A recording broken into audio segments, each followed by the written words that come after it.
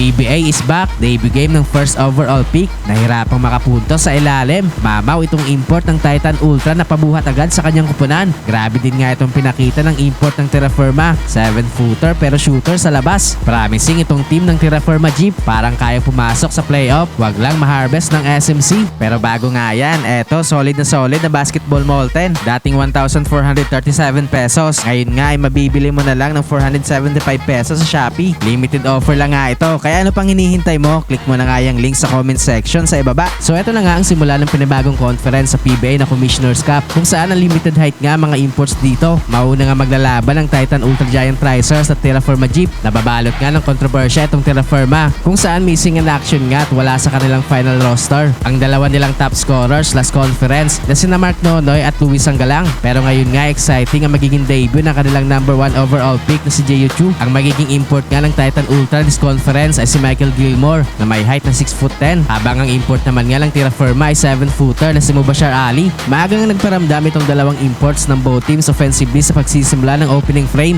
Unang puntos nga ay nanggaling sa import ng Titan na si Gilmore sa kanyang naging elbow jumper, pero agad nga yung sinagot sa kabila ng import ng Terra Firma na si Ali sa kanyang naging corner 3-pointer. Nakuha naman nga ni Jeyu Chu ang kanyang first point sa PBA sa free throw line matapos itong makapagdraw ng foul sa ilalim. Naging back and forth lang ang opensa ng both teams this quarter, pero buhat na buhat nga ni Gilmore itong opensa ng Titan Ultra. Sobrang unstoppable nga ang import na ito, mapalooban niya no sa labas. Nakapagtala nga kaagad ito ng 16 first quarter points. Sa kabila naman nga naging total team effort ang kanilang opensa. Step up na nga offensively itong si Ariobo sa late minutes, kaya naman magtatapos nga ang first frame na lamang ng 3 points ang Terra Firma Jeep 26-23. Second quarter unstoppable pa rin nga sa opensa itong si Gilmore, pero hindi nga siya nagkakaroon ng gaanong tulong sa kanyang mga teammates. Consistent naman nga itong pag-ambag sa opensa ni Mubashir Ali na nakakadalawang tres na so far sa game na ito. Nakapag-generate nga ng 10 to nothing run ang Terra Firma sa halfway mark para magkaroon ng 7-point lead sa Titan Ultra. Naging pamatay sunog naman nga itong another 3-point shot ni Gilmore with under 4 minutes, pero hindi nga yun makapagbigay ng spark sa opensa ng Titan Ultra kung saan patuloy nga pag-control sa game na ito ng Giant Tricer sa late minutes. Pumabaon pa ng 3-pointer si Mubashir Ali papatapos ang quarter para bigyan ng 12-point lead ang Terra Firma going to the halftime break 52-40. Third quarter ay patuloy nga ang pag-control sa game na ito ng Terra Firma sa first few minutes. Tuloy din nga itong mainit na shooting sa labas ni Mubashir Ali. Unti-unti na nga lumulobo itong kalamangan ng Terra Firma entering the halfway mark kung saan bumagal na din nga itong opensa ng import ng Titan Ultra na si Gilmore. Hirap na hirap naman nga itong si Jeyu Chu na makuha ang kanyang unang field goal this game. Nahirapan nga siya makabasket sa depensa sa ilalim ng Titan Ultra. Bigla ngang umarangkada ang opensa ng Terra Firma sa halfway mark kung saan takeover na din nga offensively itong si Jerick Ahanmisi